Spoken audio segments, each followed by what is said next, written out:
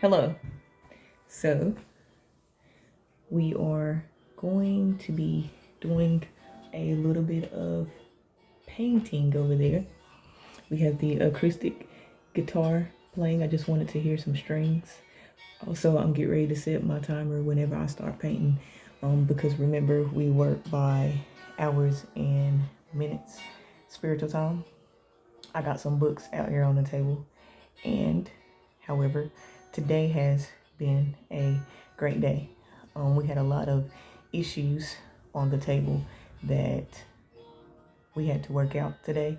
Some of them was agreement, some of them was disagreements, some of them are still on the table for them to open up to their truth, and some of the truth has been revealed. However we meet in that prayer of communication room and gather, a discussion took place, and we just have to be thankful for that. And we don't worry about things that was not solved, because what wasn't will always come back around full circle. And life is fundamental, so let's have fun. Even on the toughest days of sticking to your no. And that no can be a no, and it can be a K-N-O-W, to know. And a lot of us, we perish because of the lack of knowledge. It's just a true thing, and it's just in His Word, and it's just a process of life, because we are not supposed to know everything. Some things, that's just the way it is. And I don't think that I would have it any other way. So, okay, so keeping it with my authentic self. So we did the candle. As you can see, I had a few errors here, so I'm still working. There was a lot of wax that was in here, so the next time I do it, I seen some ideas about a wick made out of wood, how you can take popsicle sticks or whatever type of wood sticks that there is and dip them in olive oil and make your own kind of wick stick. And then we know how to do the other materialized wicks, and we can just simply buy those or try a DIY. However, these have burnt down.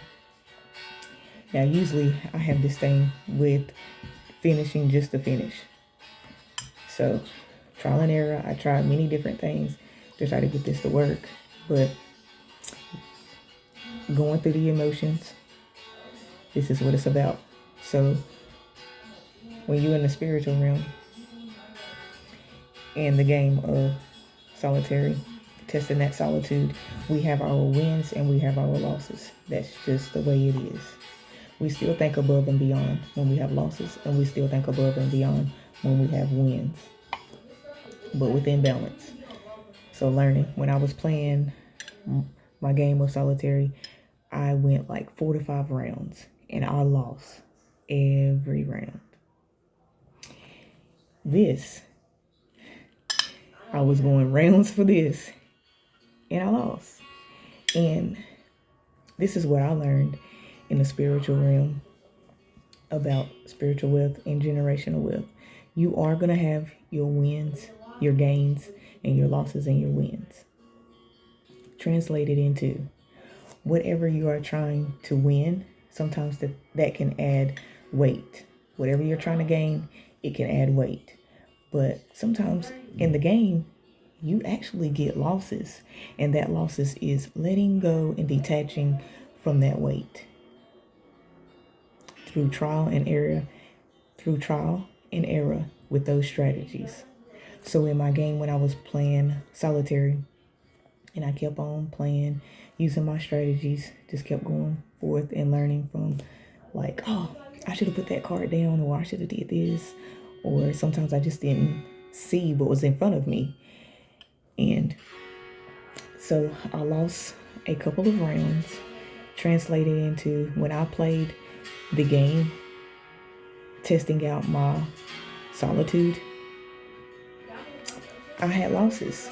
So within that test, I was losing weight, and losing weight of carrying so much. So at Solidarity, it was tested with those strategies. And I thank God for those losses that I no longer have to carry, that I can know my no and say no and stand on it, and don't have to carry that extra weight, don't have to overcompensate for certain things. And for my wins, if it's a game, that's fine too. But there is nothing wrong with losses, because those losses can be translated towards losing that weight. And we know that the wind, depending on how it blows, sometimes it can carry a lot of weight in that wind. So, started out with this, a DIY, just learning different things. And it was an epic failure, trial and error. This was a loss. But it's okay, because I learned, I tried some new hacks, learned some new things about it, and whenever it didn't work out, I didn't have to go out and buy anything to replace it. So this one is still burning. It's still doing good. With this one, it didn't work out as planned. I haven't given up on it. But I didn't have to go out to the store and try to fix it and fill it in because of my losses or whatever. I'm just going to leave it as it is and appreciate the one that is still lit. And when all of that one is consumed and the time has come, I will melt all of this down and try it again.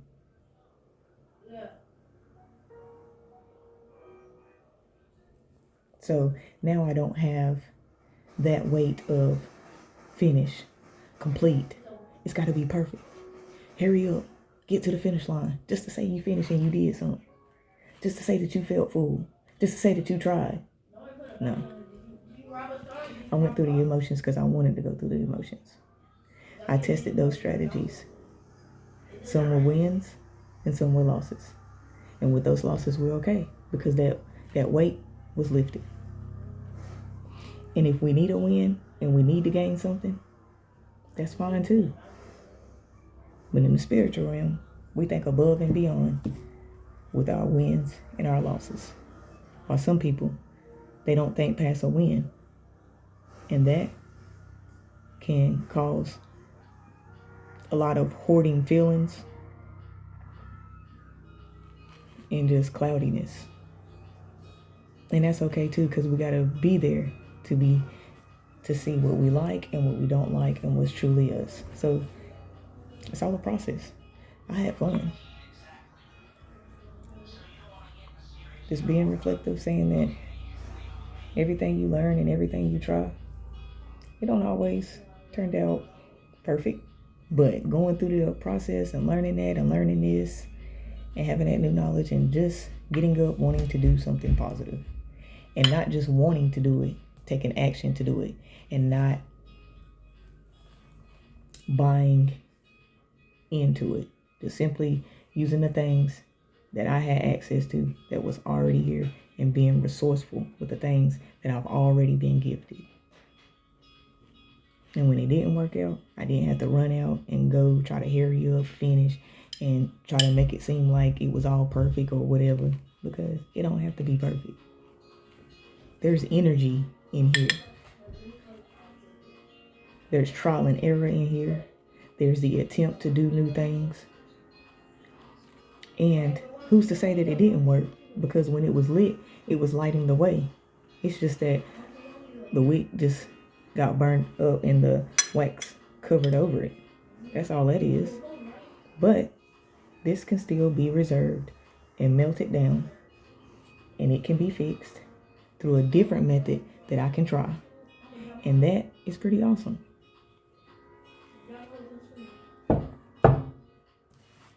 Also, I was reading a little bit.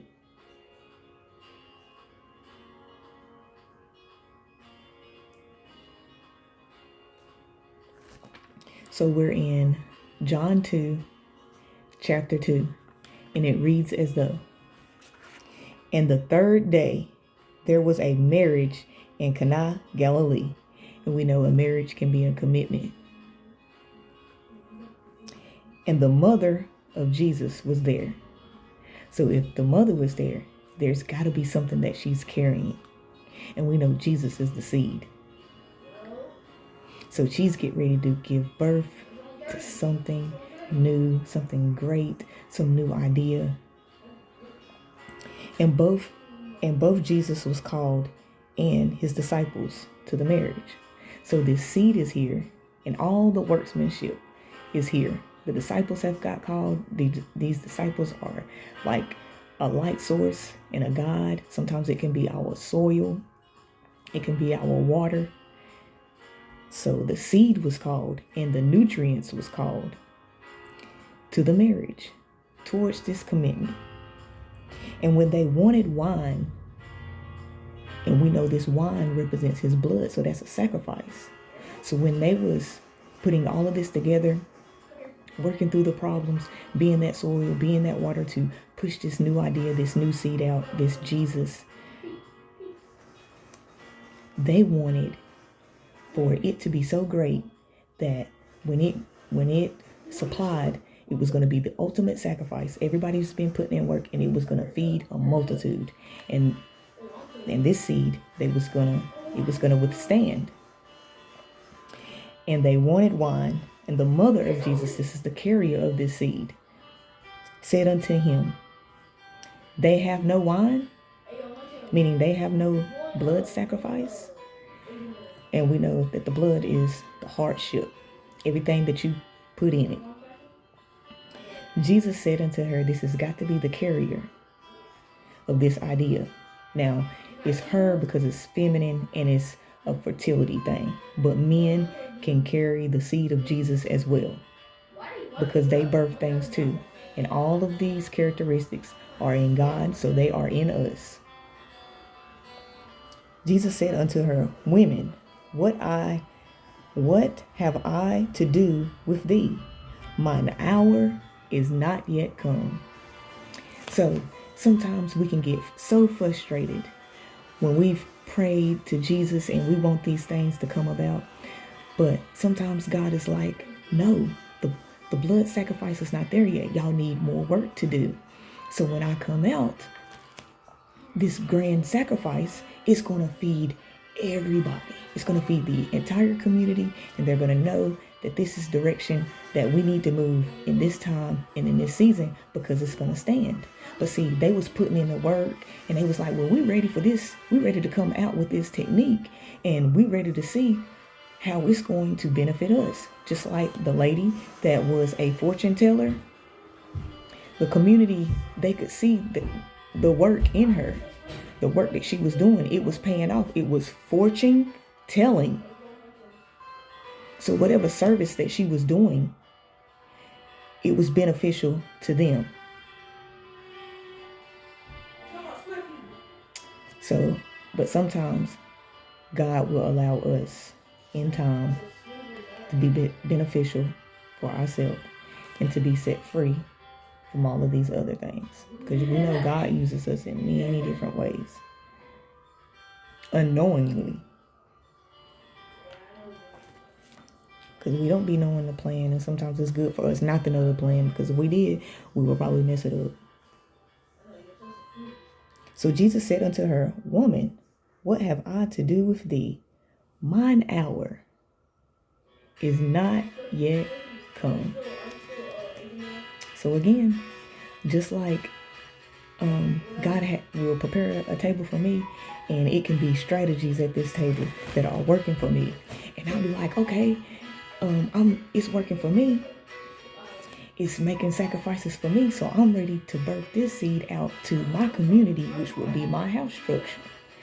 And then he'd be like, "Woman, it's not my hour to be with them yet." It's not mine hour to be with them. That's why I say sometimes everybody can't eat at the table what God has for you, but we be ready to pour in. And they be like, well, where's the wine? We need the wine. Where is it?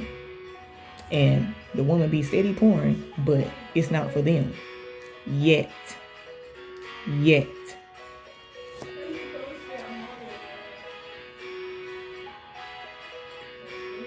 His mother said unto the servants, whatsoever he said unto you, do it.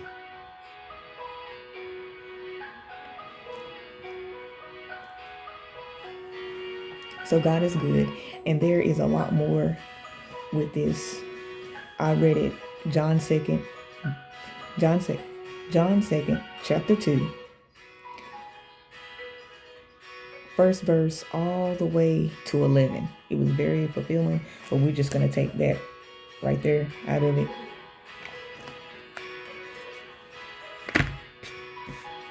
And so a lot of things I be trying to change up the atmosphere of the house. And of course, my seeds are going to go against it because they like, wait, hold on. I've been doing it this way, and now you're trying to switch it up to this way. This way was working for me. Like, why are you trying to? Because they don't see it yet. They don't see the vision yet because it wasn't for them to see. It was for the leader to see. And then God works with the leader on how to pour that wine, that sacrifice, into the disciples, the other ones, the future that will lead the way. Because we be in the room praying for these changes, but our seeds, our future is also in the room watching. So when it's their time, they will know how to handle these things.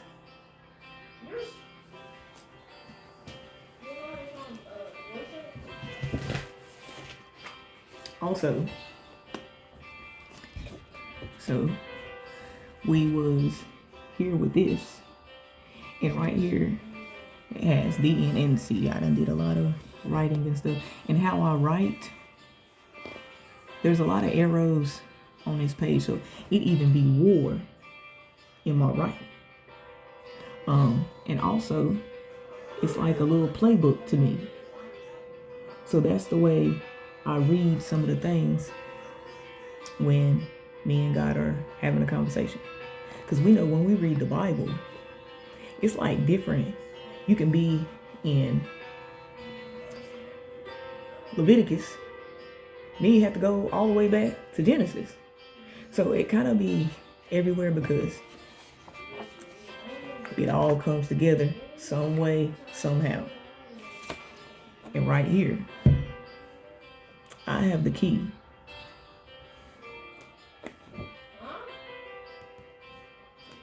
And we know the end. The end means a new beginning. So as we close out some of our cycles in life, and we have the key to do that, that means a new beginning.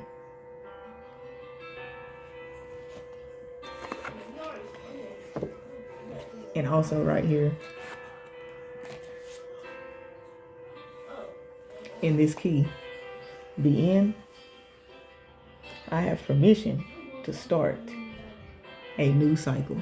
There's the key. And the key is also in my name. And right here, I was playing a game of solitary, and guess who came out?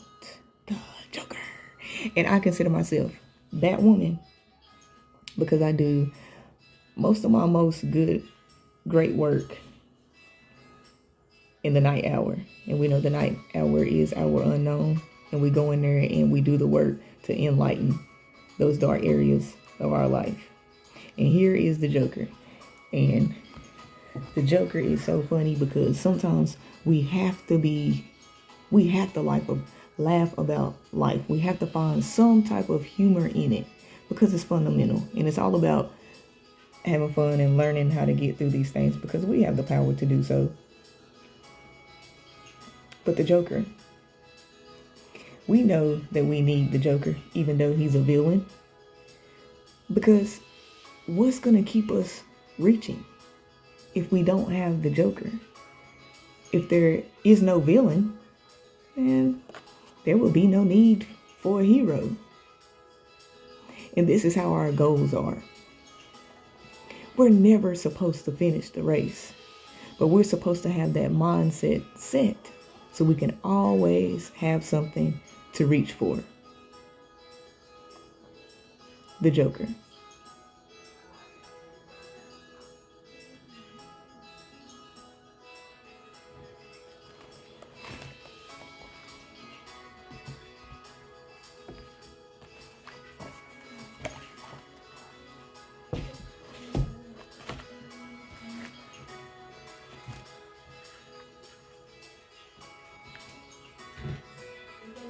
I also wanted to read Isaiah 40:22.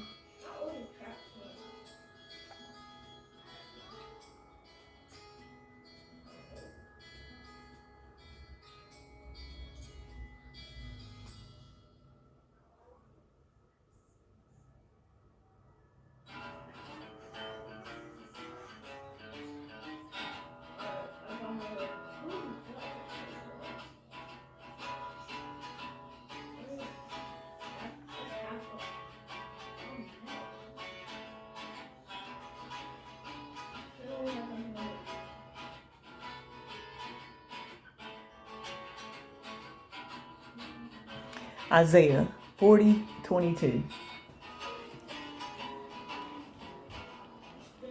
So it's Isaiah 40:22. It is he who sits above the circle of the earth. And we know the circle of the earth has got to be the cycle of how we orbit around the sun. It is he who sits above the circle of the earth and its inhabitants.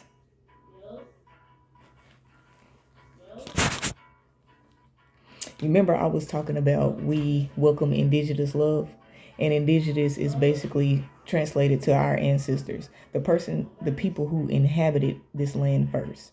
So, generational wealth. Once I figured that out, I kind of understood life a little bit better. So, spiritual wealth will transcend into generational wealth. And I come from a family of preachers, teachers, soldiers, social services, like all these great things. And some of us in life, we do take hits. But the only reason why they are taking hits is because they had to be that type of character. They had to walk and fill in that gap to kind of keep us in line. And so what I mean by, and here it says, it is he who sits above the circle of the earth and in its inhabitants. That's back to indigenous love, and we welcome that. And that is my ancestral history. I can go back to my roots. Like I said, the old need the new and the new need the old. So I can go back to those teachings and apply them here in life, and they will lead the way. Some things need to be ended. Some cycles need to be ended for a new one to start. But the old need the new and the new need the old, and God will find that medium, whatever it may be. It is he who sits above the circle of earth, and in its inhabitants are like grasshoppers. And who has their very own grasshopper? That would be me. And look what I did. I was playing around with a grasshopper, and I broke off his leg, and I was over here going crazy. I was trying to look for his leg, and they thin, because I was going to glue it back on, but I couldn't find it. And I did not waste time trying to find it. I just let it be. Because we win some, and we lose some.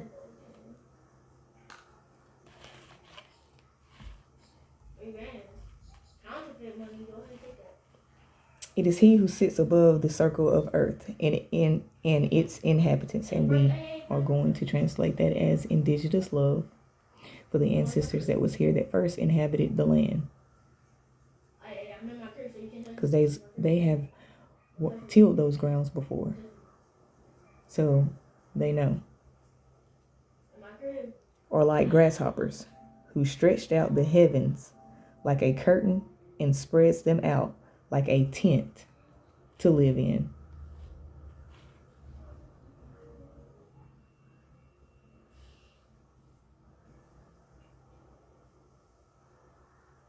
So that indigenous love of your ancestors,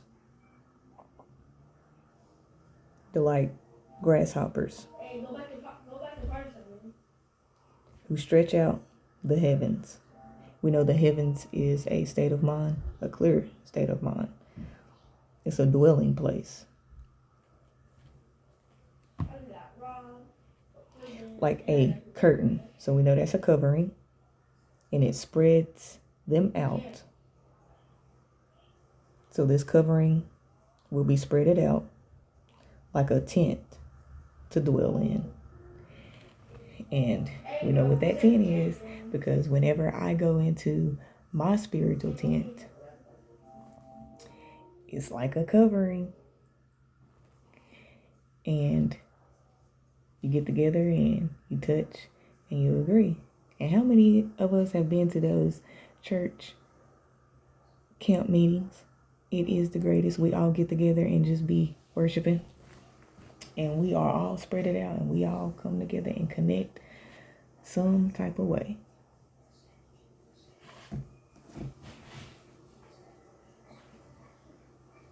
And I just thought that was pretty awesome.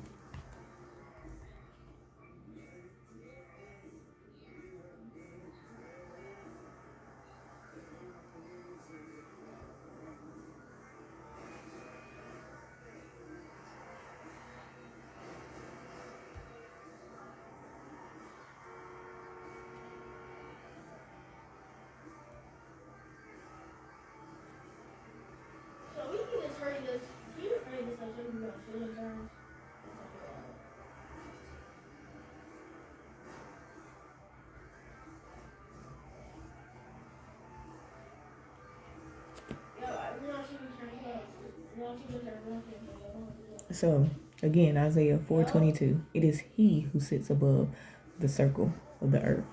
So he, only the Lord giveth and the Lord taketh away, is him who sits above this circle that we orbit, this cycle. And it's inhabitants, on the inside, are like grasshoppers who stretch out the heavens like a curtain and spreads them out like a tent to dwell in. They stretched him far and they stretched him wide. So God's word can go a long way and it can cover a lot of people. So I thought that was pretty awesome. So we really don't have to worry about nothing, but we do sometimes because it's just normal.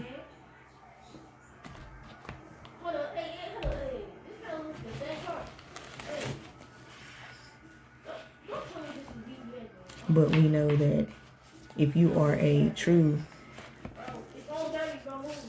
inhabitant of this temple, you know you're going to be stretched. You know that, so that you can cover a multitude of this temple in the way that God wants it to go.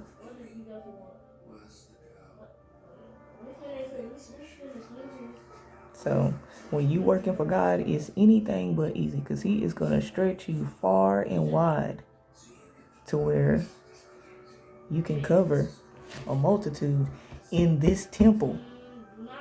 And that covering of a multitude is mean you're going to keep him with you everywhere you go. And you're going to be able to stretch his word everywhere you go because it's going to cover you in and out of season.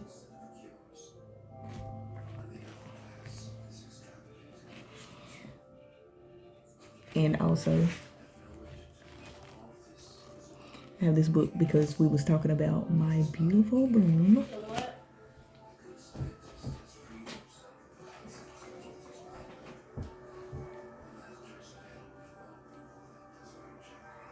My beautiful broom. And we're gonna be cleaning up today because we get ready to finish some painting right there. How the one-armed sister sweeps her house. And it is 30 minutes.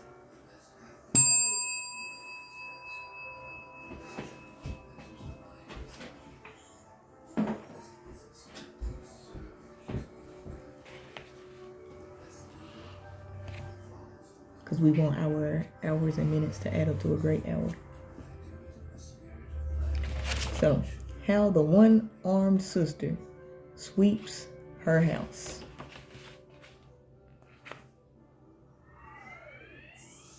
Layla comes home and Wilma is waiting.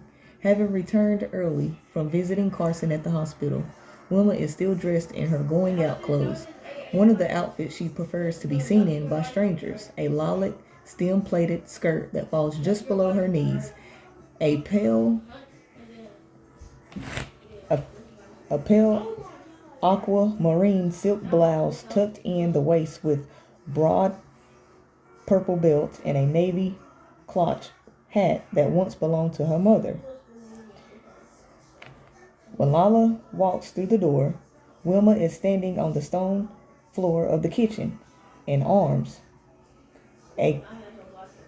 akimbo, eyes wide with relief. And now this book, totally different dialogue. I had to read this book like multiple times, but it's a very good book, but it comes from a different culture. So they're like on the islands, and then they got some other people that are like speaking English inside of the book, and then they're speaking like another form of English.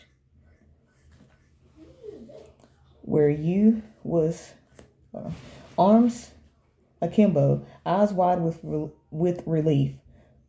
Where you was.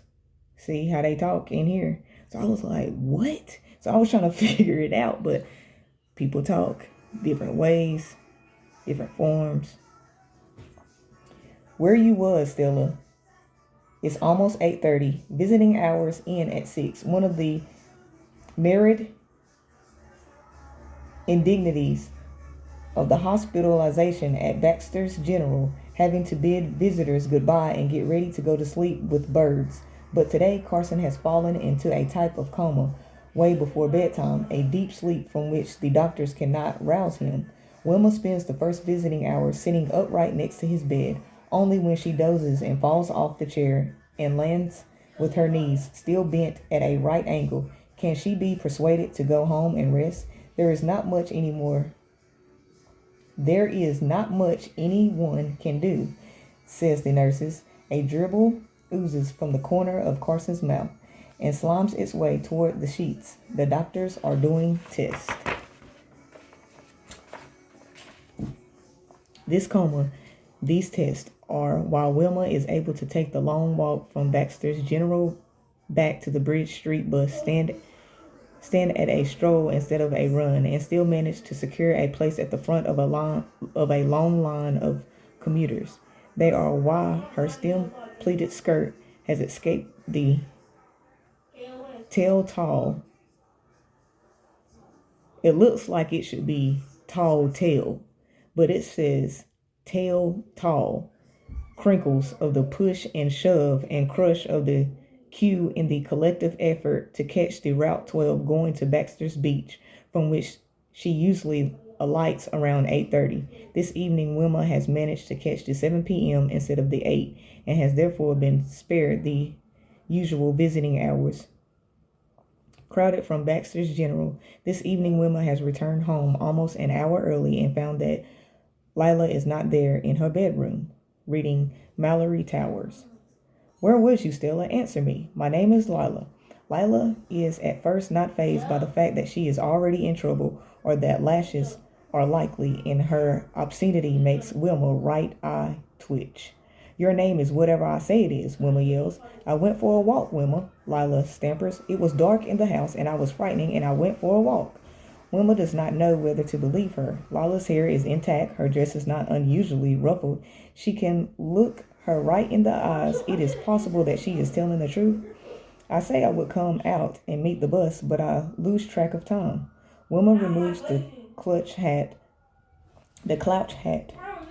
which she had kept on until Lila walked through the door, just in case her head had to brave the cold wind to try to find her. Wilma sheds her Chinese slippers and sits down. Suddenly, she is too tired to share a beating. She is too tired to go to bed. She is thinking about the prospect of Carson dying. At last, and leaving her alone except for Lila, she looks at her granddaughter, the only child of her dead only daughter. This granddaughter has not up to now really caused her any trouble. She does her schoolwork so well that her teachers say she can be anything she wants. She says yes ma'am and no ma'am at the times on the occasions that Wilma has taught her to. She stays well out of sight and sound of her grandmother, and sound of her grandfather, Carson. What more, Wilma asks herself, can she ask for? The child is not a beauty, but perhaps, thinks Wilma, this will work in her favor. She considers that this is the person who will have to help her in her old age, and so she softens her voice until it is almost pleading. I ain't tell you that young girl like you must stay indoors, Wilma chides mightily. I ain't tell you about the things that live in the Baxter's tunnel. You walking about to find out about them yourself. When Lala doesn't answer, she says, let me tell you about a little girl like you that didn't listen to her mother. Wilma tells the story of the one-armed sister. The village, Bakar and his wife had two little girls, such beautiful children you never did see. Skin yellow, pretty like peanut milk, hair curly and silky like Pew do so. Eyes big and light brown with long lashes, but although they both beautiful, only one of them was gifted with good sense. The other one was own way and liked to give the mother mouth. Now you got to remember the dialect. Stumbling over this dialect, but this is what is in the book, and this is how they talk. But although they both beautiful, only one of them was gifted with good sense. The other one was own way and like to give the mother mouth. So it just so happened that it had an entrance to the Baxter's tunnels right on the carriage lawn at the bottom of the garden. Nobody sure what it doing there, but it there nonetheless. The Vicar wife have half a mind to get the yard boy to seal it off with stones and cement, but it only half a mind, and she never actually send the boy into the town to buy the bag of cement and the cement blocks and do the job. The vicar's wife tell her little girls about the tunnel, how they mustn't go into it, how it have monsters that live down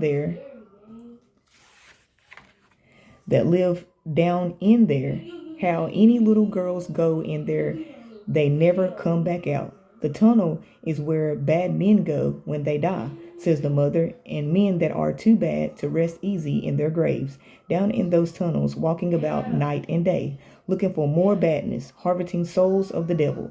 The mother tell them, but the little girl with the good sense listen, and the one that don't have any get more curious than ever.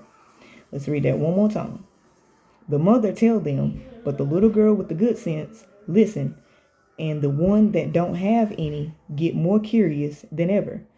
This sister questioned her mother, wonder what in the tunnels that's so sweet she wanted her away from it, because this good-for-nothing girl already developing a taste for things that her mother tell her not to have.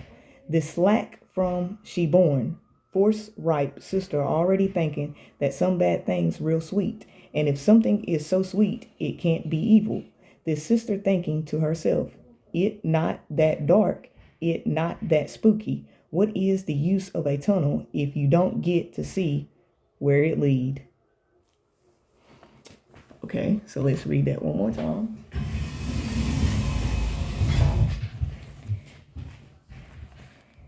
This sister thinking to herself, it not that dark, it not that spooky. What is the use of a tunnel if you don't get to see where it lead? It's just this kind of tunnel that this sister decided she must explore, say Wilma. So she ups herself one evening when her mother was taking tea with the doctor wife. It was important matters they was talking, says Wilma, because the vicar's wife was a good mother, not one to leave her children alone for even a few seconds. But a few seconds is all the devil need. Pretty soon, the vicar's wife hears screaming, so sharp and piteous it shaked the teapot on the table with the tea. The vicar's wife and doctor's wife run out and see the good sister holding on to the other for dear life, and something they can't quite see pulling the stupid one by her other arm back into that tunnel. Well, the vicar's wife and the doctor's wife and the yard boy all grabbed on to the good sister. They pulling her and she pulling the bad sister away from the thing in the tunnel. And says Wilma, maybe it's only because her husband is the vicar and a man of prayer that they get the stupid sister out. But the monster is in the tunnel, take her arm from her. Sure as day. When they rescue that sister, there is a bleeding stump where her arm used to be, that left arm end in a knot just above what used to be her elbow. She survived, of course, says Wilma. She survived, of course, says Wilma. The wicked often do. But she have a stump to remind her what stupid get her. Sure enough,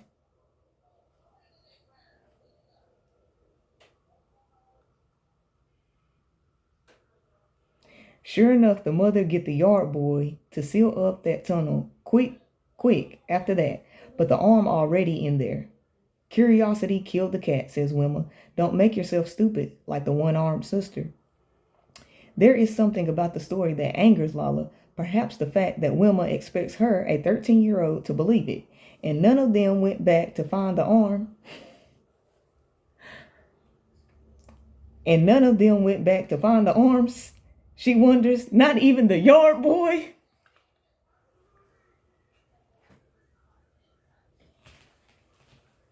I cannot. That's why, Lord, the books, they be something else. There is something about the story that angers Lala. Perhaps the fact that Wilma expects her at 13 years old to believe it, and none of them went back to find the arm. She wonders, not even the yard boy. Yard boy know his limitations, says Wilma. Yard boy no match for a monster. She has mistaken Lala's silence for the proof of a scaring, just the kind to keep her out of the type of trouble that long walks at night can bring. So she is picking up her hat and her bag and her belt and getting ready to go to her sewing room, where more work is waiting. I bet if it was the other way around, if the good sister was the one in the tunnel, the other one would have gone after that arm and found it for her, says Lila. I bet she would have.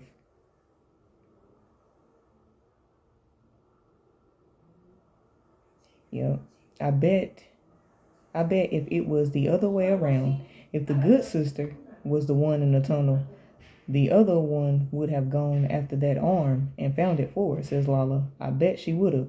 The good sister not so stupid to go in there in the first place, says Wilma.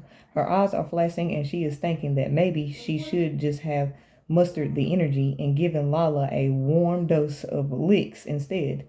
Well, I bet it not so bad having one arm, says Lala. She can still do things like everybody else. She can still get a husband and some children and a house. Stupid girl, says Wilma.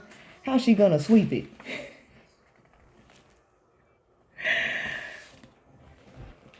So that was the prologue of how the one-armed sister sweeps her house. And we know that sometimes people capitalize off of our ignorance, not always for the bad, but sometimes for the good, for our protection. And so that was just that right there. And sometimes when people tell you stuff, you should question it and think about certain things, just as well as Lila did. But we know why the grandmother told her that story. It was only for her protection at that time. And a lot of the times it can be for that, to hide us from certain truths that will or could ultimately hurt us if it's released too early or if we go into those areas and we're not prepared. But some leaders know that it is time for us to be enlightened, and they are scared that with that truth we will never return. But you just gotta trust God. But all things work out together for their good. No one can entrap another. It's all fundamental. God has all power. Only the Lord giveth, and the Lord taketh away. But it's up to us to do what he puts in front of us. And that is what we have to deal with, is our reaction to what's going on. But it all works together for the good. There is no right or wrong answer. It's just trying to do your best with what is given. And that's how the one-armed sister sweeps her house. And the dialogue in here, honey, it was something else for me to try to get through. But it's all good. We all come from different walks of life. We all talk differently. And they even got different dialogues in books. So it's important for us to learn that some people communicate differently. Some people move differently. But if you take the time to get to know that person and how they are, God may give you the authority to unlock them, and then he may not. So that's all fine. Just like with this generation, God may place the authority on some of our heads to unlock the generation, while other ones just don't have that key to unlock it. And that's okay, because maybe that wasn't the generation that you needed to unlock. Maybe that generation needed to unlock you. The old need the new, and the new need the old. How it will be utilized, only God knows, because he's the one that can pull from both sides and bring them together as they align with him.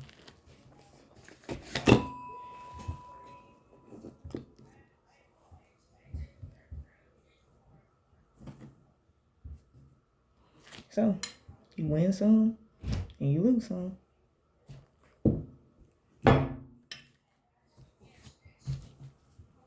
But sometimes a loss can be that very thing that we needed to learn from.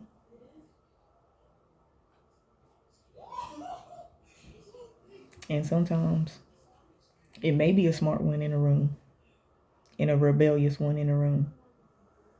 But there's a lesson to be learned in all things. So it's just that key. And look at my little charm bracelet.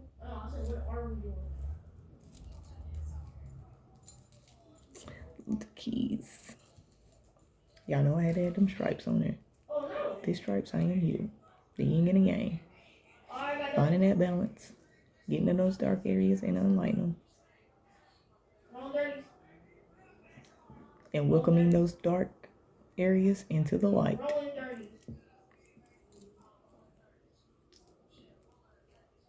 There is a ribbon in the sky for our love, and that's God's promise.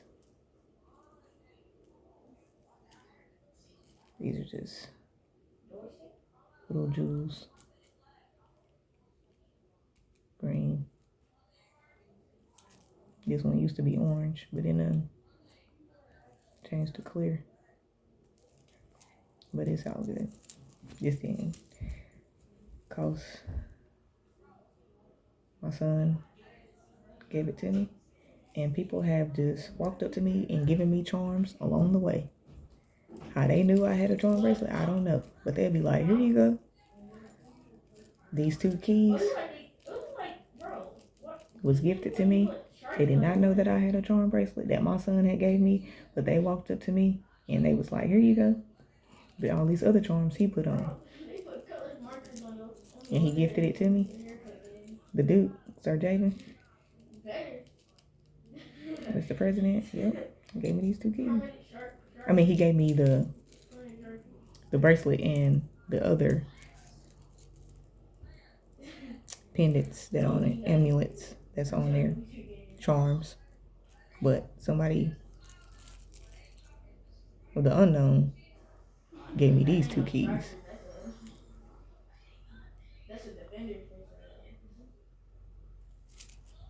I just thought it was cute.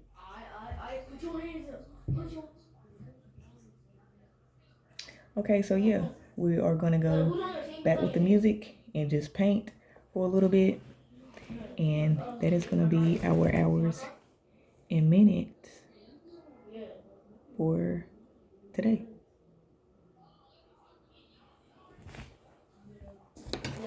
I done wash the dishes and everything. I done move stuff out of the way.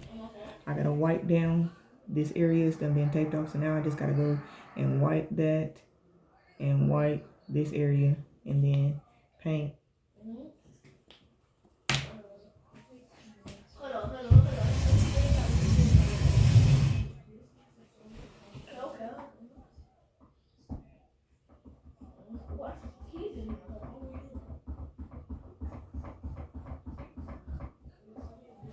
And like, I love my house. I did a lot of growing here. Carson was brought up here, and yeah, Carson was born here. Like, I was pregnant with him, and then, went to the hospital and had him, but he was born while living here as a baby. Taylor was probably, she was walking, and I was still a teenager growing up here. So there, and then David and Tania, I was living somewhere else when they was born, but then I was able to come back live here. And so there is a lot of our family energy here. The room that my girls are in, D. Taylor and Carson, were there coming up. So it's a lot of energy and stuff in here. But I love the house, and I figured out along the journey about the house and everything. So how you keep your house is basically how you keep yourself. It's a process. You gotta grow and learn with it. And within the house, like, it gets new to me every time I walk in here. It's something new that I see. I unlock different rooms of the house and see different things in there. And I've been here for a long time, but me and the house have a type of relationship to where it's like we get to know each other. Each and every time I walk in and out through the doors, we get to know each other and that type of thing. And it's awesome when your home welcomes you and you do the things to show your appreciation to it. Now, I got other work and stuff to do, so it's a lot of time. It was a time and a place where I was here a lot, and it's a time and a place where I'm not. But when I am here, I like to show my appreciation as much as I can. And with our house, we grow together, and I do believe the energy of my house is male. I think there is a male energy here. I think there is a provider here. And this house provides for us in multiple ways.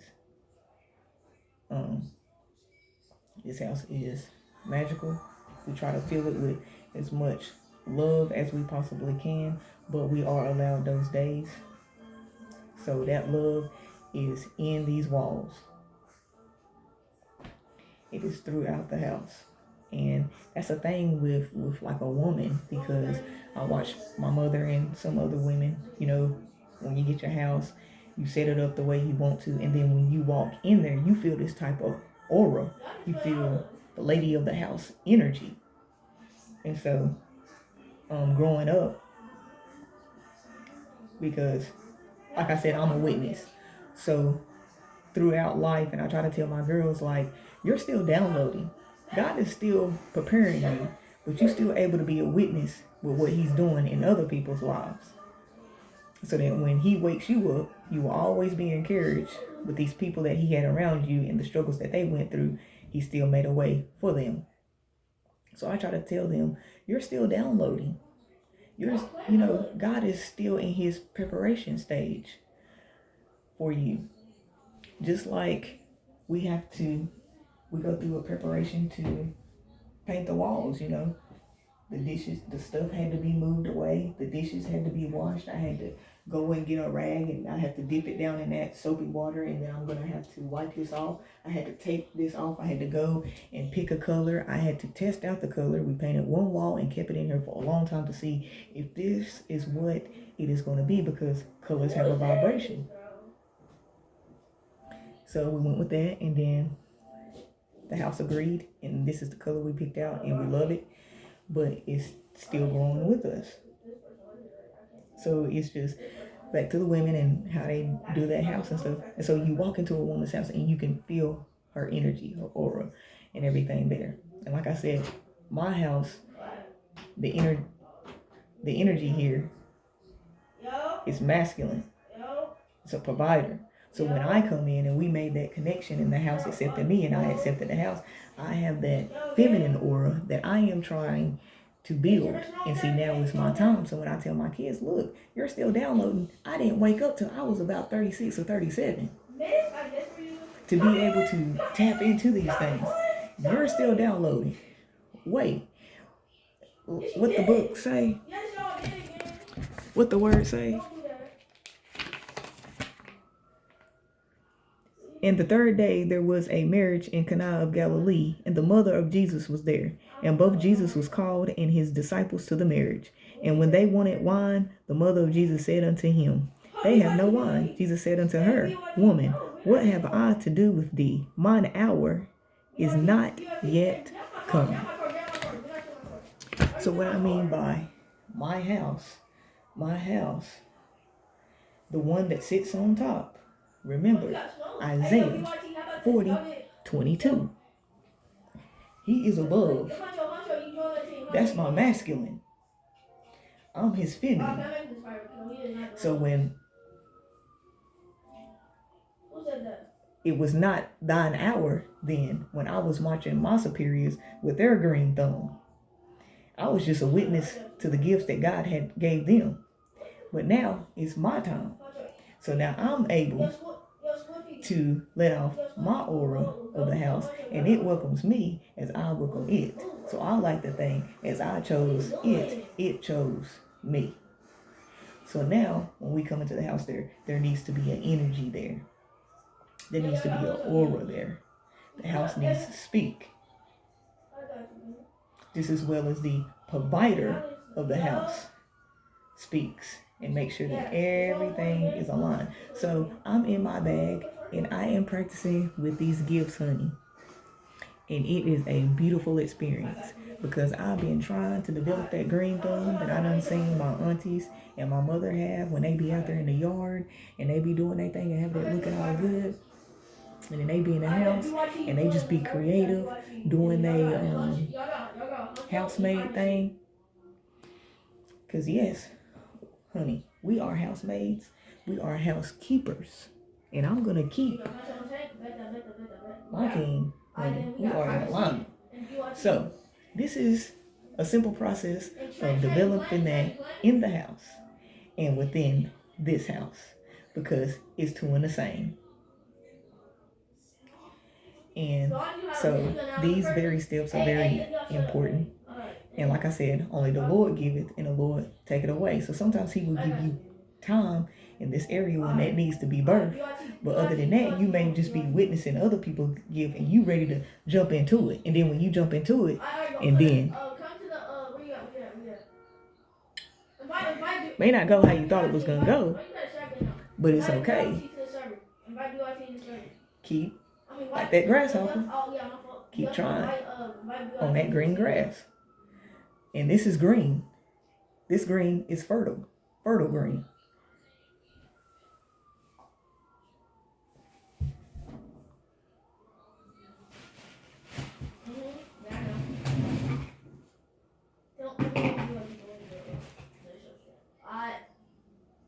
Yes.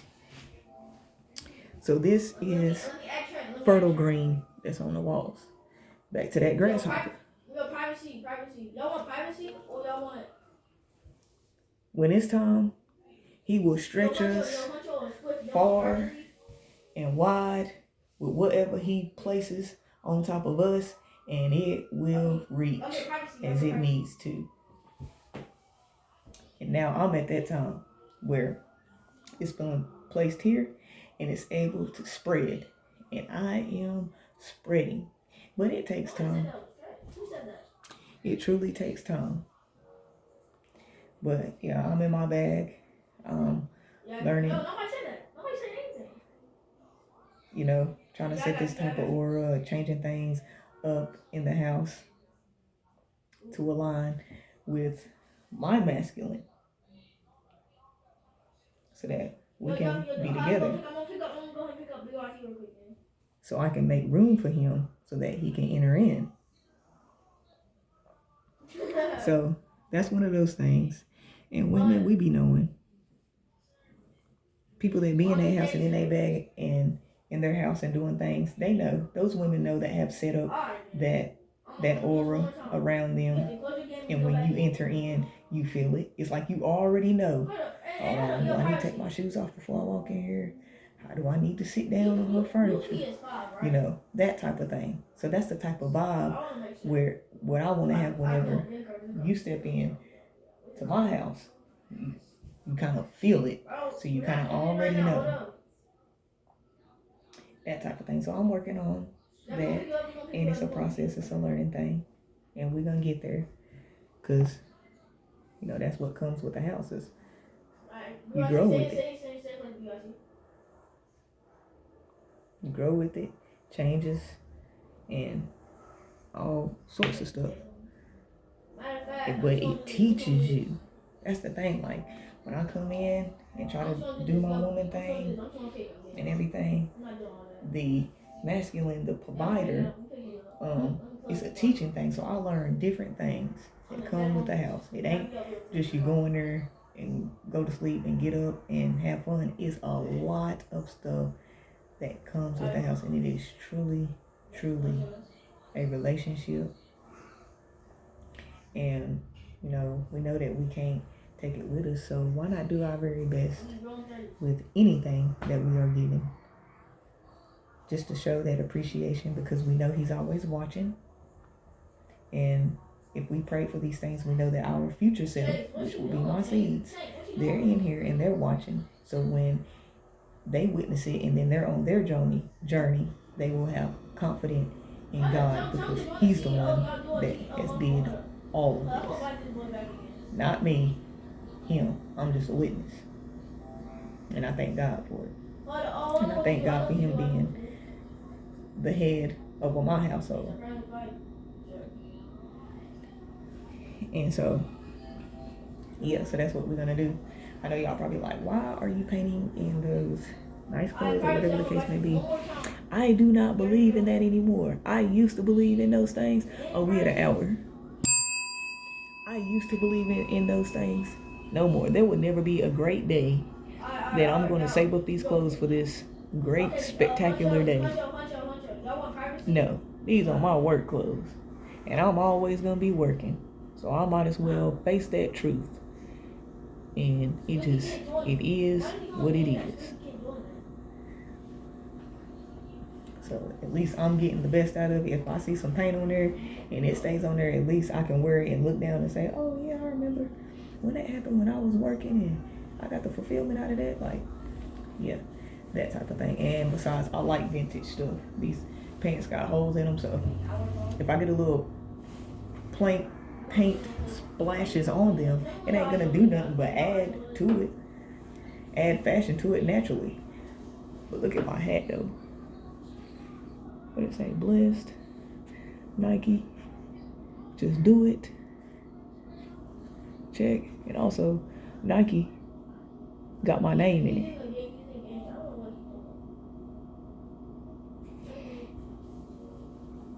So that's that.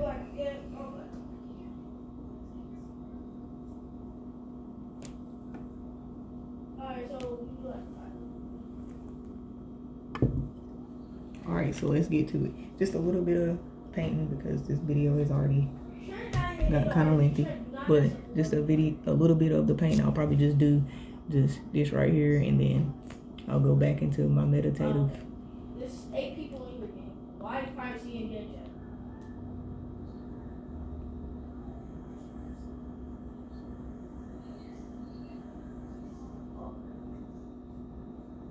Yo, Trey, you trying to go RP game?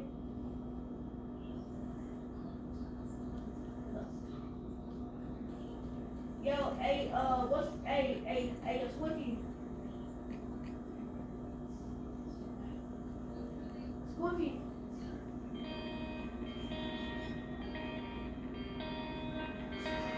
Squiffy.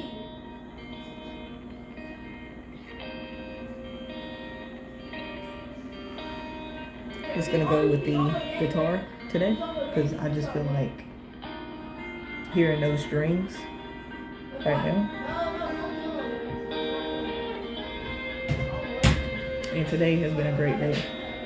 We got up today with the family and we put some things on the table, and there was some things that we had to talk about, and there was some things that we agreed on, and there's some things that we didn't agree on, but that's okay.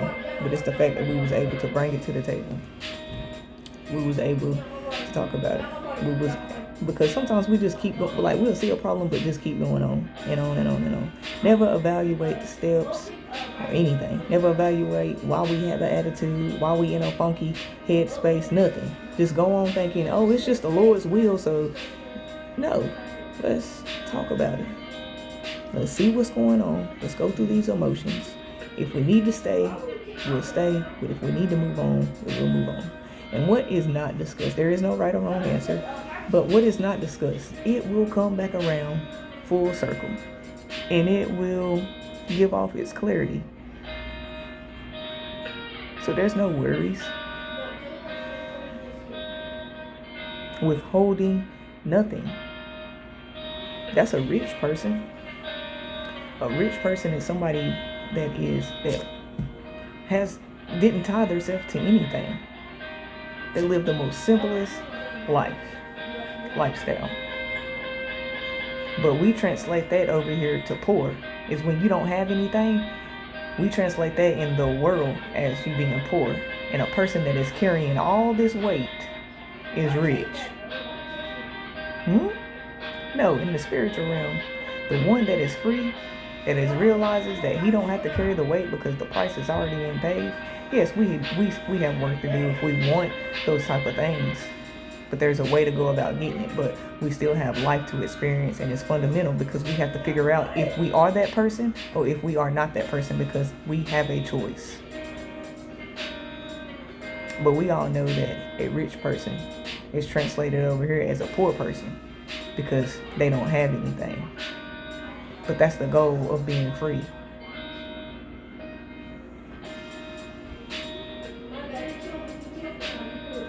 And we know in the spiritual realm, a poor person is somebody who is carrying loads that they ain't even supposed to be carrying.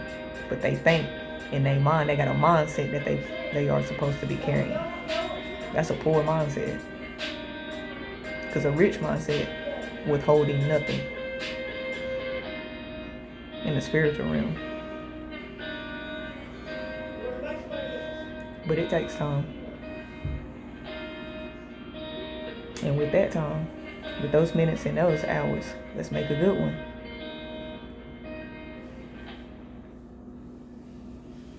What do you want to be a living?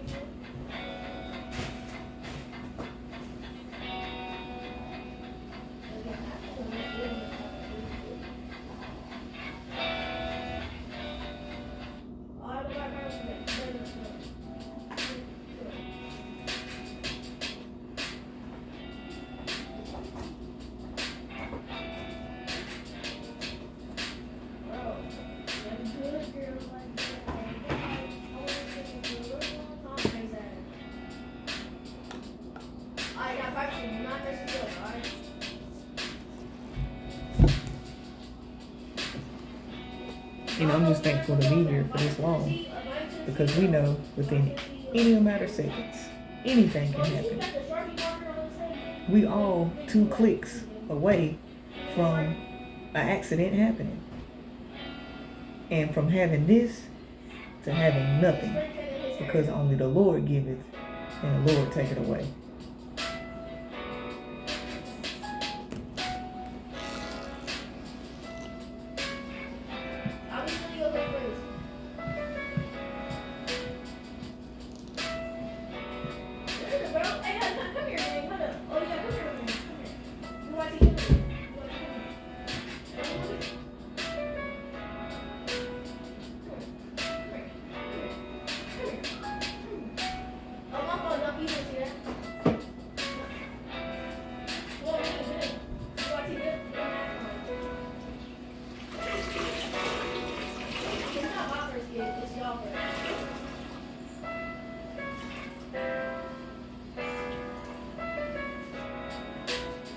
So it takes time. Now, I helped my mother, and she painted these walls white. And that white stayed on this for quite some time. And now I'm able to pick out a color that I like, that resonates with all of us, that we all agreed on, and I'm able to paint these walls. It takes time.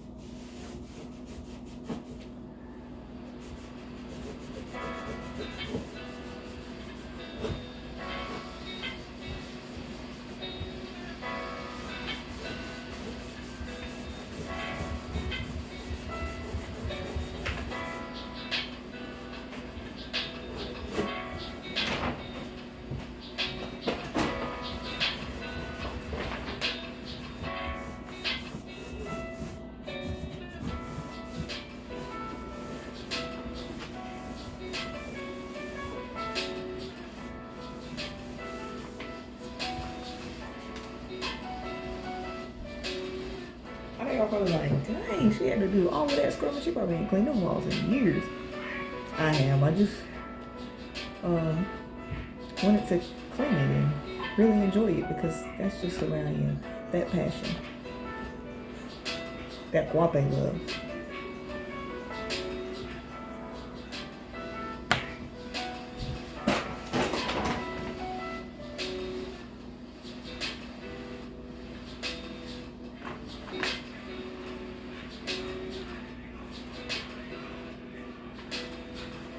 Alright, so you probably need to get something to dry the wall.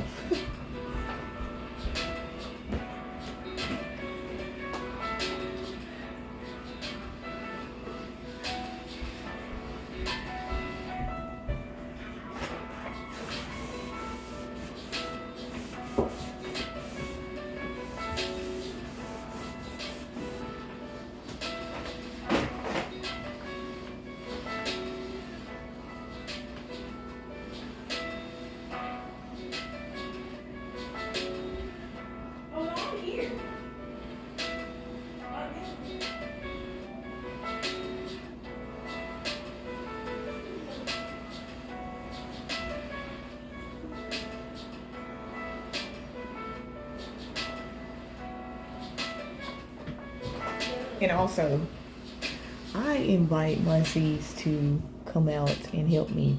But like I said, when God has you at the table, sometimes he does not invite them to do that. And we went and we picked out the paint, and we had plans that we were just going to do this together. But that's not how it went. So God gave this opportunity for me and my connection with the house. But he said it's okay, because when you go to redo their room and paint their walls, that'll be the time for y'all to connect and do it together. But as for this part, they have been welcome to come out and enjoy the process right along with me, because they fit in a part of this household too. And they have a function of the house. But sometimes that's just not how it goes out, and it is what it is, and we're still grateful, and we will have our time when we paint together. But for now,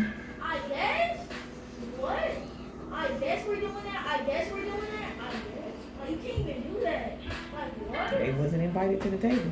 They was open. The table was open. But they enjoy it and they love it. So it's beautiful. No, mom, do it. It's say sure you don't want to work. It can, we're here working together. It can probably relieve whatever you have on your mind or whatever, or just get you into some type of motion, But all right now, it's all you go ahead. We love your craft. Go ahead. So I'm like, okay, and I will. Not to say that we're never going to paint together. We are. It's just that what God has for me, it is for me. Yo, Duffy, stop doing that. Duffy, stop. Stop. No, I told him because we didn't beg our set. Come on, bro. Alright, bro, you're not killing the whole server, man. We're going to do this again. Come on. No, he's not doing this right now. Come on. Mad, bro. Like, come up. How come I got switch already?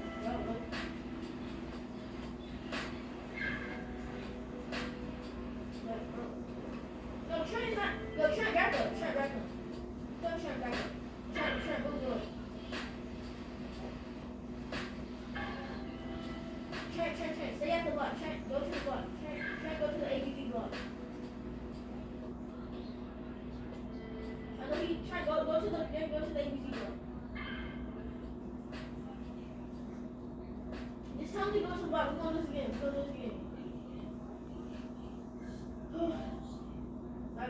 Okay, bro. We gonna roll this again. Bro, Trent, go back to the block again. Bro, got shot first. I gotta tell Trent to go back. What y'all doing? Trent, go back to the block. We didn't speak because the whole day while avoiding it because we didn't play it. Bro, shut up. What? Then go back to the hood. They think I'm playing. Go back to the hood. You don't die. No. Okay, bro, shut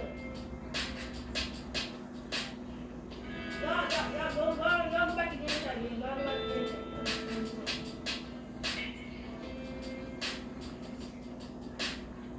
I'm not gonna avoid it, bro. Okay, you shut the hell up. Language. I said no. I didn't say anything else. I didn't even tell you.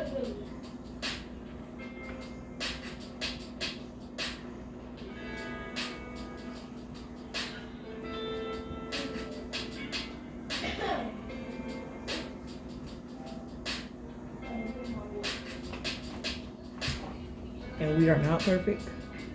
We are working and striving to be better each day. We are not rich by all means. I am the most spiritual, brokest person you will ever meet in your life. People like, if you love God so much, you should be stacked. What? He will and always be my number one, and I will be broke.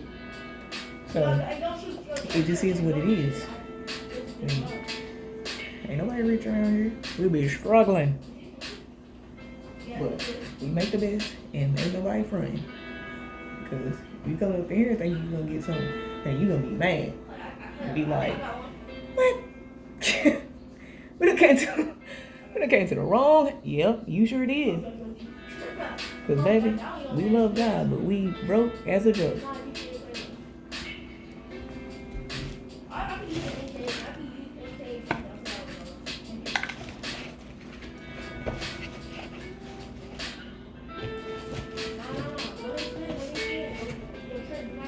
Broke as a joke, honey.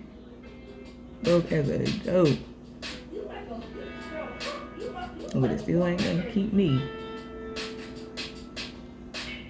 for praising his name in everything that I do.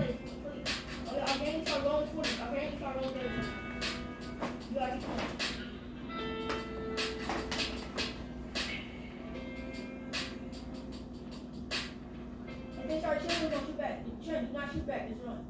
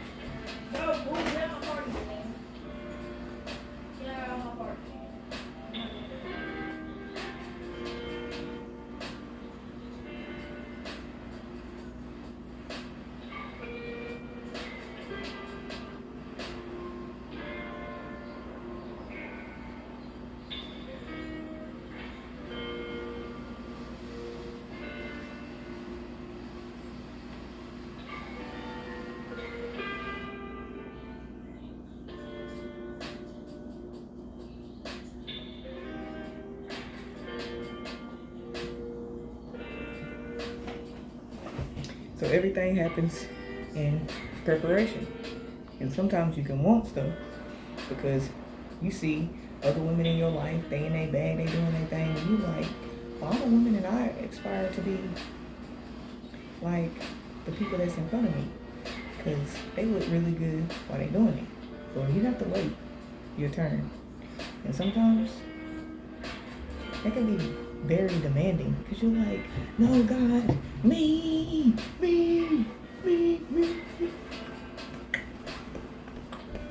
Okay, so you be like, me.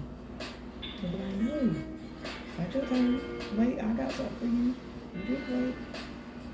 And so, preparation. Sometimes we be just be ready to be doing stuff, but it's not our turn. So we have to respect certain things and prepare for it, and it don't always be perfect.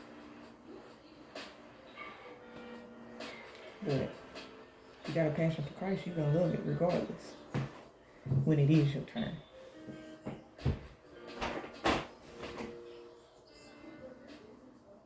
So sometimes my daughter, she be like, you need to do this and you need to do that because I'm ready to do this and I'm ready to do that. And I be like, Tanika, no, it is not your turn yet. And she be like, but yeah, it is my turn because I'm ready for it to be my turn. I be like, no, it is not your turn.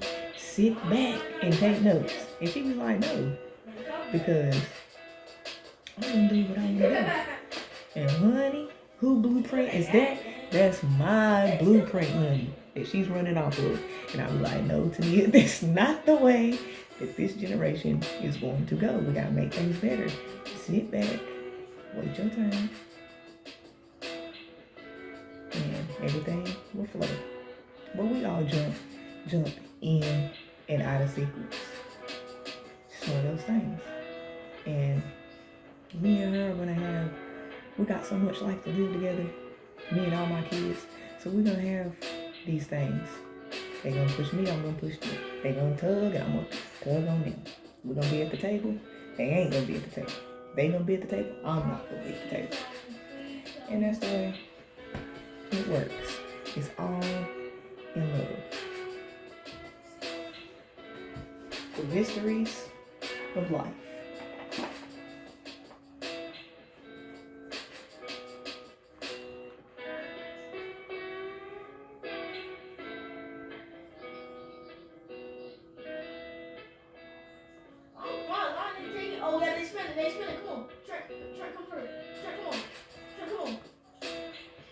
And I just love this type of style that I got going on. Like, at first, when I first had this, I'd be like, I ain't wearing this. I gotta keep this like this.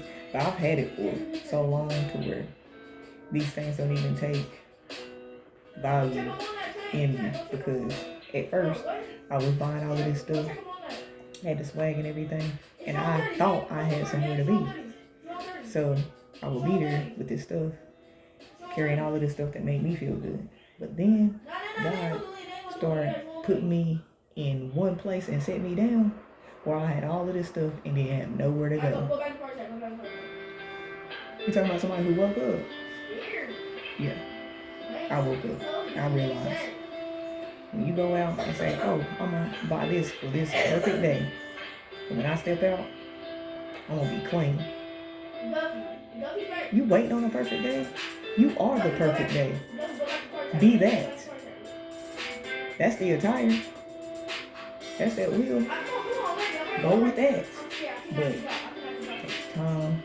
You gotta be there. And sometimes gotta have us on a fast to where we wasn't allowed any of these things. And then he'll open us up and we'll go into the candy store and he'll say, you ain't on your fast no more, get whatever you want. But then he didn't say that when we went to the candy store and got whatever we wanted when we came off our fast, that we was gonna have cavities. And then with those cavities, we was gonna have a bill to pay. No, see, we didn't think above and beyond on those levels. But when we had to face those truths, then we started thinking above and beyond.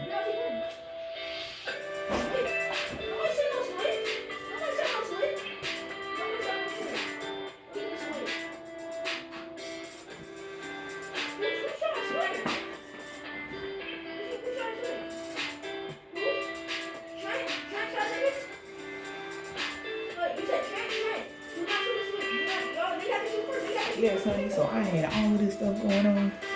I had the swag, shoes, everything. You know, I'm a shoe and a hat first. So I had it, right? And then I thought I had somewhere to be.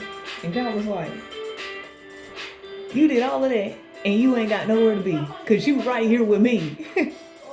And that's all where you need to be. You think you get ready to go somewhere? No, you got to be right here with me. And yeah, so I had to learn that too.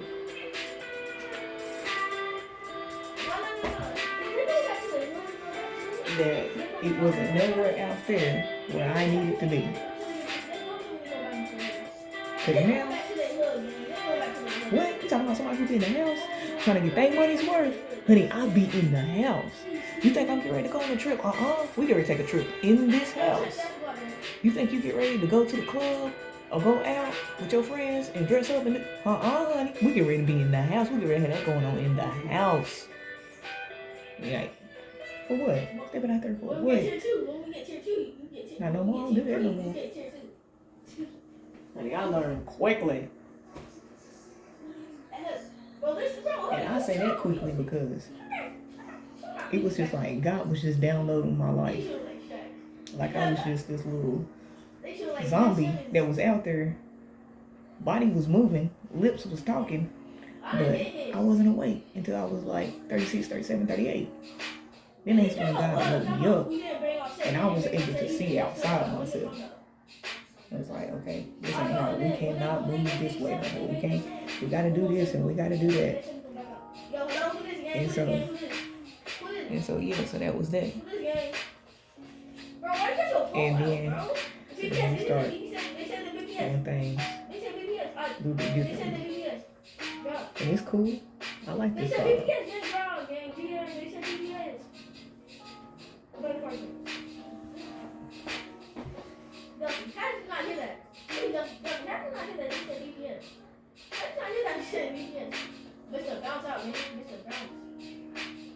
I know they mapping, but good. I was mapping too. We ain't children. I'm not children. I'm finished. And the reason why I say we're gonna be in the house, we're gonna spend our time in the house, we're gonna get our money's worth in the house is because when I was doing this and I thought I had to be somewhere and I was getting all of this stuff to put on me to feel great or whatever the case may be, and I ain't complaining about it because I liked it when I was there. I enjoyed it. But now that I'm in this space and time, you know, you learn from it, you critique yourself. But those places did not provide any shelter. And it damn sure excuse my French. And it for sure did not provide a soft place for me to sit when I was preparing for those places that I thought I needed to be. Now, when I'm here and I spend my time here and getting stuff done and working through things, this provides. That's why I say the head of the house is masculine. He's a provider. But he had to show me that. So when I made room for him and he entered in, he's here. And with that being said, the things that he's instructing me from here, when I fall in line with it, it provides shelter. That's that tent. And it spreads, the money spreads far and wide. And that cushion back there, what's in the house, with him and the alignment, it's a soft cushion.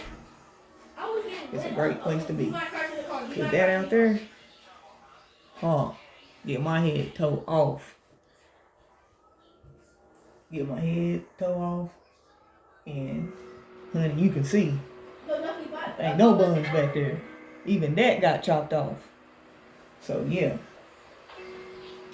it wasn't nothing back there, honey. And it did not provide no soft cushion for me to sit on, because all of that is gone. And we don't mind it because we like losing that weight, that heavy weight. And it is what it is.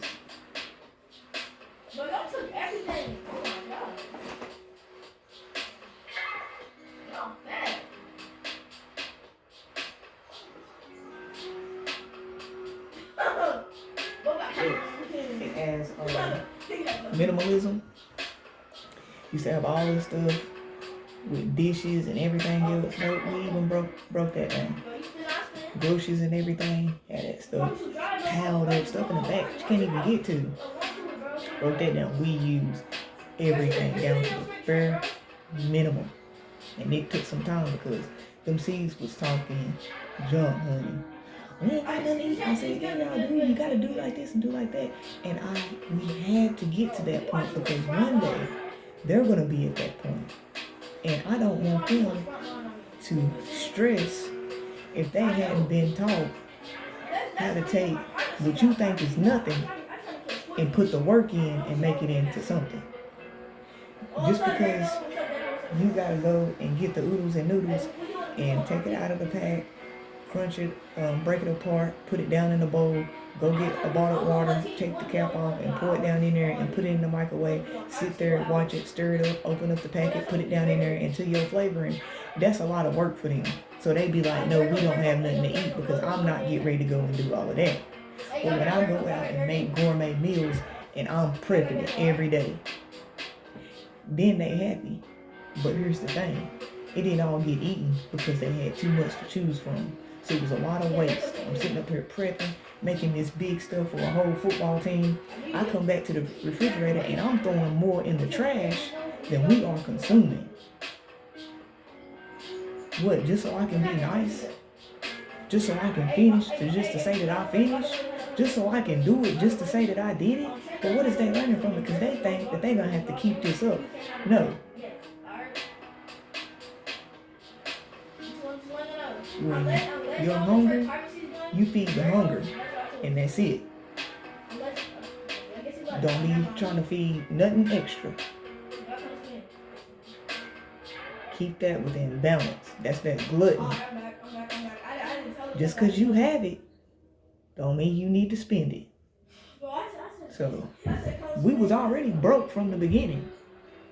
But when you on a fast and then you get a lump sum, you be like, oh yeah. And I ain't never got no lump sum, but I'm saying you see an increase. So you're like, oh, okay, we got an increase. We can jump into the increase and do a little dance. Parlay. But then when the money get low, you're sad and you can't think straight and you can't move right. Let's go on being what we are, knowing that all we got is God.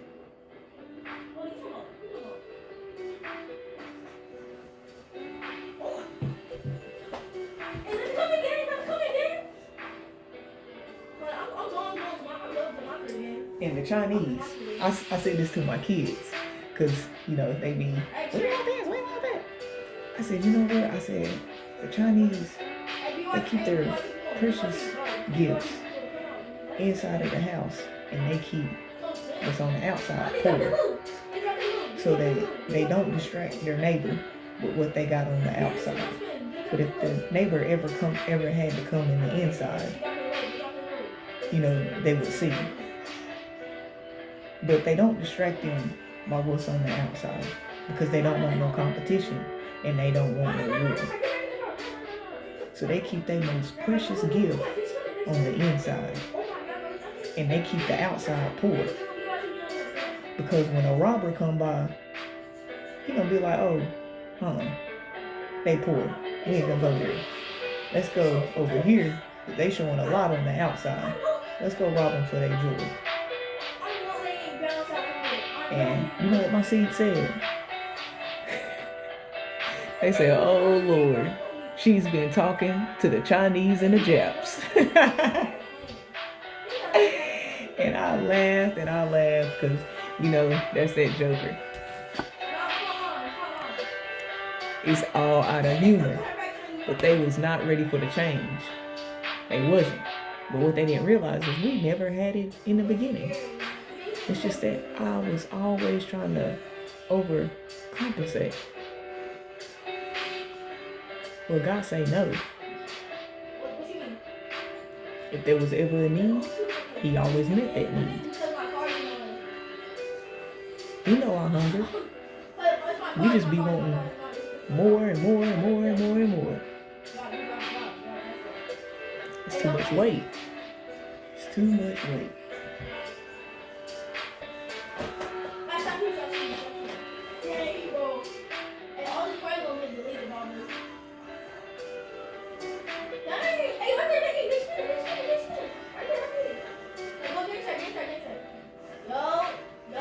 And don't take what I'm saying wrong. When I say the most precious gift, I translated it into their faith. They kept their most precious gift in faith and honor and respect for God. And they didn't go outside of that. And they didn't go outside of it in a way to where they distracted their neighbor. The very person next to them that would probably make them want to compete. Or probably make them think that they had to do certain things just to be comfortable with who they are. So that was the meaning of that. But you know my kid is going to be like, oh, where you going with that? Mama, I know you ain't plotting on us. You been talking to the Japs and the Japanese. They be trying me. They do. But it's all in love. You gotta have humor with life. Without no villain, there is no saving.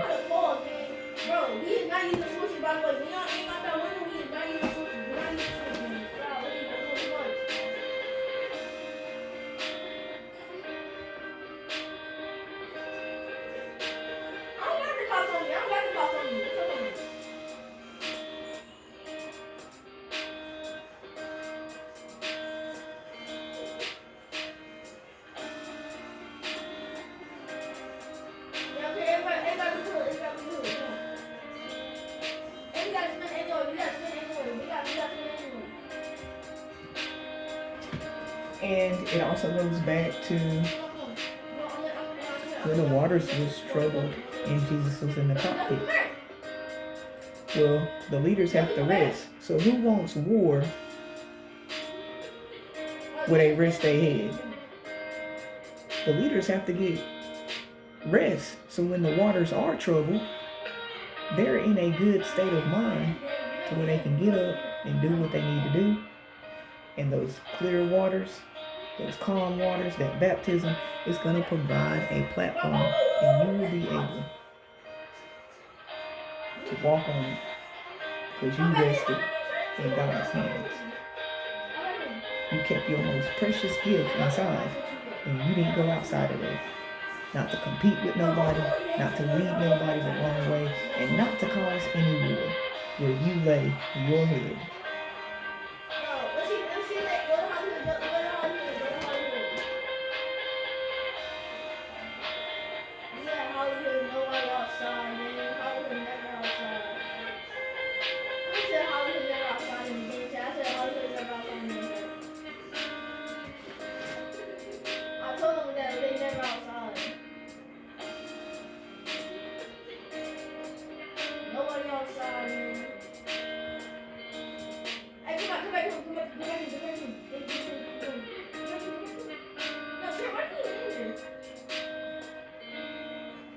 Don't die, man. Don't die.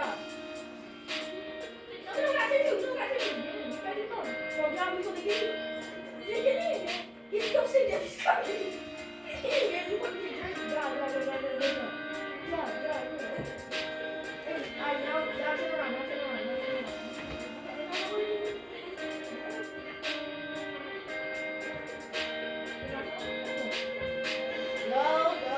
Yo.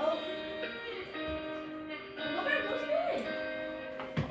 Scary. Y'all shoot out car. Somehow how scary. Come on, don't do that. They called us scary. They called us scary. Yo. Look, no, they called us scary. Yes, I done got some paint on the wood, but it's all good. What is that driving? Try to get that on. You guess? I guess. Hey, what the hell? I guess we're doing that. I guess we need to switch it. I guess. Like what? I guess we're doing that. Like what are y'all doing, bro? I can't argue these people. What y'all doing? I guess we're doing that, bro. Like y'all can't RP, bro. These people can't RP, bro. Like y'all can't. We trying to move around. Y'all can't hit y'all forward. What are y'all doing? Shut up. No, I'm not talking about your privacy. I'm talking about Snoopy. Like, come on. Like, you sound Snoopy. Who's using Switch? Nobody uses. Yeah, some of y'all use a Switch. They can't RP, man. Like, what is he doing? You turn out what I'm doing to us, I can't play.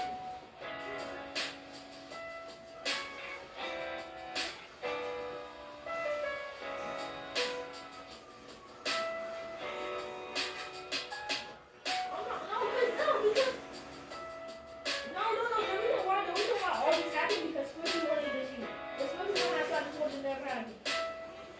Like, come on. But it's Squidgy talking to us. Squidgy talk. Squidgy. No, he's not, bro. I see all of this, man. I can't look. Nah, bro. Hey, I'm gonna back up to a different party. I'm not playing with you, bro. Alright, so there is still some areas that I do need to get up in there.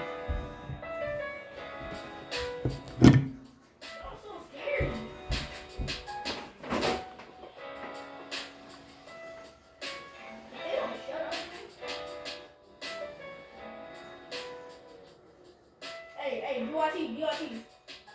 I know he is. He is so annoying.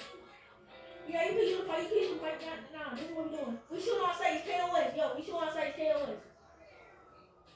I'm getting switched. Let me get switched.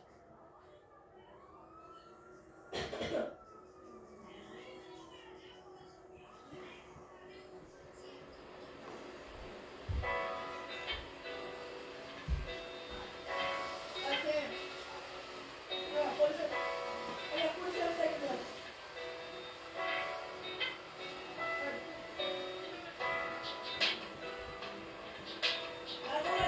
It's KOS, so she on site. No.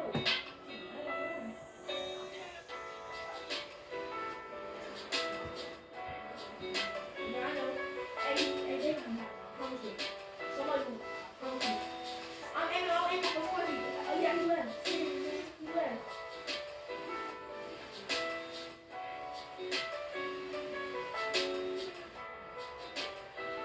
Scary people, man. I can't. What? Bro, let's go back to the time. Scary people, man. Like, bro. He's so the whole RP. Wait, no, Yo, Macho.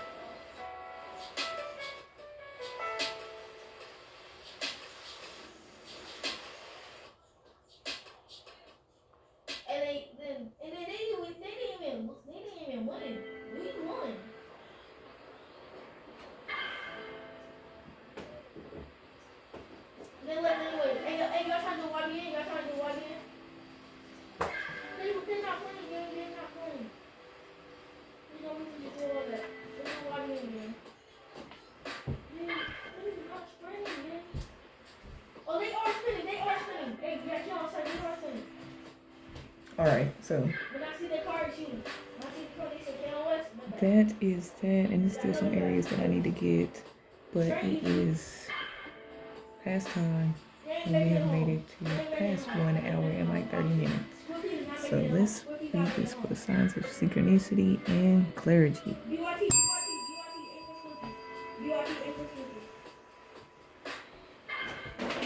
They ain't making it home. Squeaky ain't making it home. I promise you, Squeaky ain't making it home. I know they're already showing some, like, early. I know they're really scared.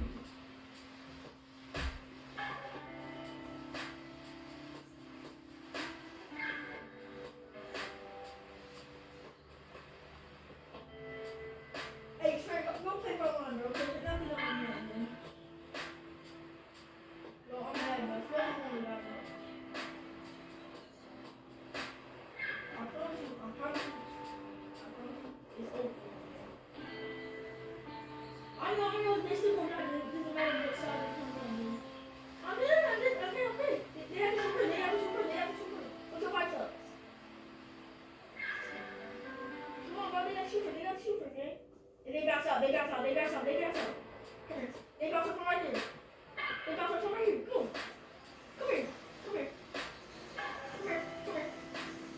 Why is time behind walls? Like, don't be scary. Come here. Come on. Privacy dead. Privacy, come here. Don't run. Scary. Alright, so Scary. Oh my God, they're so scary.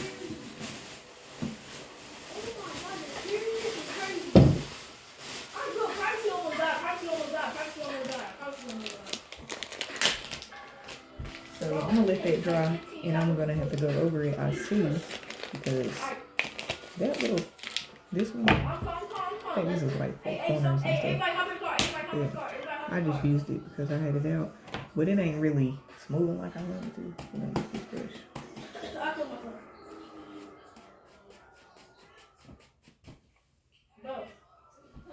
And that's why I was like, makeup, it gets you into the arts, because they use these same brushes to paint with, like paint walls here, all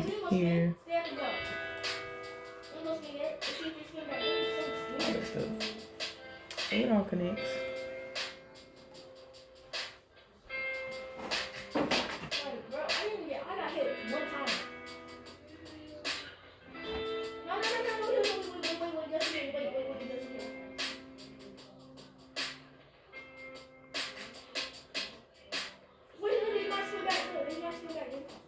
And it just symbolizes that half of the stuff, we've been doing this all of our life, basically. We have some type of practice in it. And as life goes on, if we decide to put more energies into it, it just keeps going. But ultimately, we are never supposed to catch the villain. Because if we ultimately catch the villain, we will never have nothing to save or reach for. The Joker and that lady herself. How long? Alright, well, that's been our time for today. It's a beautiful day.